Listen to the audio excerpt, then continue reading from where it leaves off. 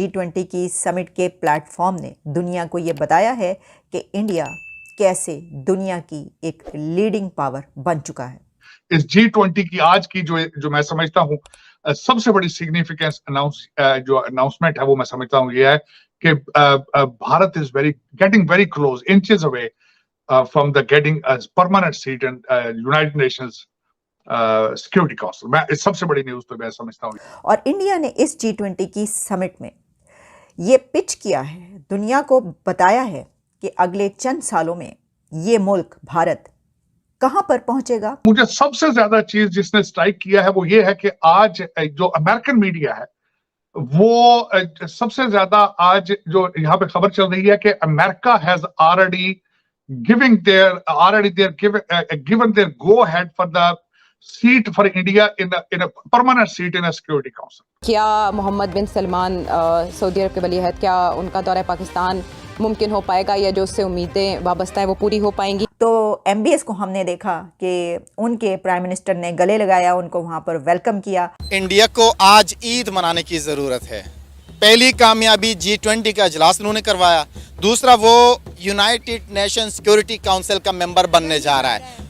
बनने जा रहा नहीं, बन गया हुआ है। तय करें, आप लिख लें। एक तो ये कि जिस तरह से इस समिट को, जॉइंट रेजोल्यूशन को इंडियन डिप्लोमेसी ने हैंडल किया है, उसके नतीजे में हिंदुस्तान के प्राइम मिनिस्टर जनाब नरेंद्र मोदी को एक ग्लोबल लीडर की हैसियत से उभरने का मौका मिला। तार साहब, आज कहाँ से बात शुरू करें? आज तो हमारे पड़ोस भारत के अंदर एक बहुत बड़ा डिप्लोमेसी का दिन था, बल्कि सिर्फ पड़ोस में नहीं, जिसने पूरी दुनिया को बड़ा इम्पैक्ट किया है।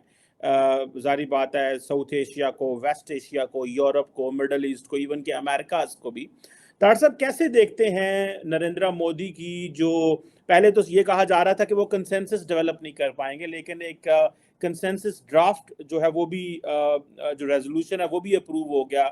और उसके बाद हमने देखा कि चाइना के बेल्ट एंड रोड इनिशिएटिव के मुकाबले में एक नया जो इकोनॉमिक कॉरिडोर की बात की जा रही है।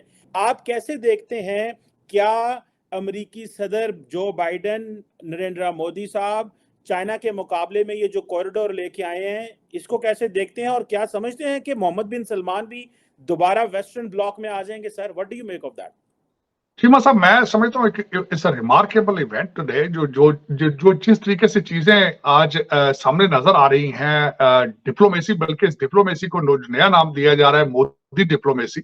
मोद डिप्लोमेसी इसको कहा जा रहा है, नया नाम है। और इंडिया वे इसको नाम दिया जा रहा है, जिस तरह कहा जाता है अमेरिकन वे और चाइनीज वे, सो इंडिया वे। तो मैं जो इस पे बात करना चाहूंगा कि आज हो क्या रहा है भारत के अंदर इस वक्त। जो मुझे सबसे ज्यादा चीज जिसने स्ट्राइक किया है वो ये है कि आज जो अमेरिकन मीडिया है वो सबसे ज्यादा आज जो यहाँ पे खबर चल रही है कि America has given their go ahead for the seat for India in a permanent seat in a security council. उसकी सपोर्ट उन्होंने दे दी है। अब पता नहीं how the China and Russia is going to behave.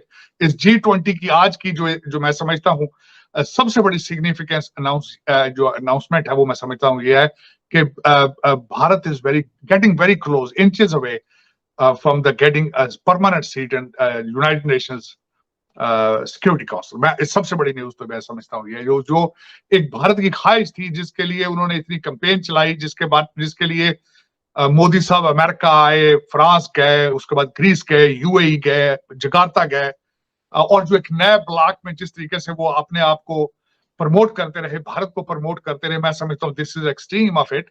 और जिसकी वजह से उन्होंने वो जो उनका एक अल्टीमेट ऑब्जेक्टिव था, उसके how close they are getting to that, उसकी एक तो सबसे बड़ी आज सिग्निफिकेंस मैं ये समझता हूँ वो है।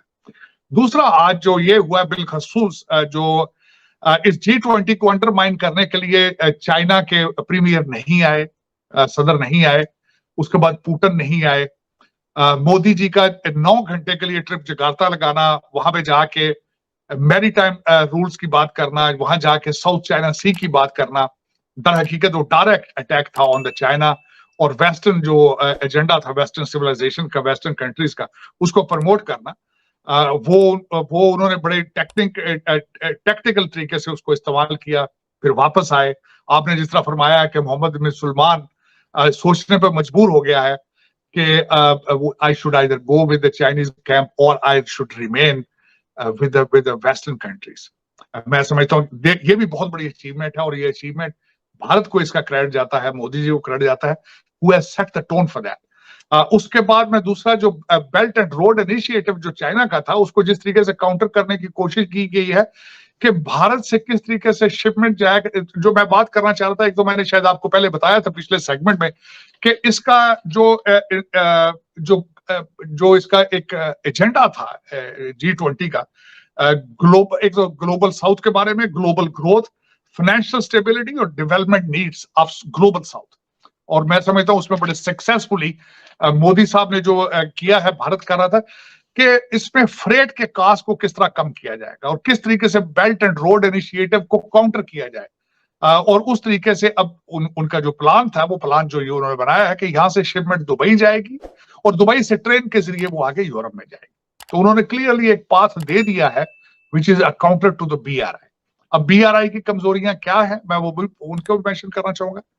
एक तो BRI को समझा जाता है कि डेट ट्रैप है फॉर द डेवलपिंग कंट्रीज, जिसकी मिसाल आपके सामने श्रीलंका की मिसाल मौजूद है कि उनका एक डेट ट्रैप था जिसके अंदर वो फंसे और बैंकरप्सी तक चले गए। अब दूसरा विक्टिम सामने पाकिस्तान नजर आ रहा है। ब्रेकिंग बैरियर्स प्रोग्राम के साथ ये सुबह इंडिया के लिए कैसा चमकता हुआ और चढ़ता हुआ सूरज लेकर आई है, G20 की समिट ने ये साबित कर दिखाया है।